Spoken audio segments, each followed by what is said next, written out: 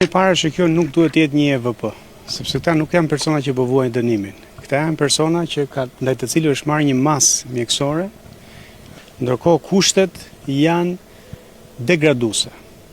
12 veta në një dhomë, në kushte që janë denigruese për të drejtat e njerëzit, janë shkelje direkte e drejtave të njerëzit. Ajo që ne konstatojmë është që këtu duhet në mënyrë urgjente ndërhyrje. Duhet që këtu të kemi një spital me siguri të shtuar, jo një burg me 2 psikiatër. Pra këtu ka mungesë ekstreme të stafit mjekësor, këtu ka kushte jashtëzakonisht të rënda, një pjesë e godinës është e pabanueshme, pra është për të shembur, një pjesë tjetër janë përqendruar dhe 12 veta në një qeli.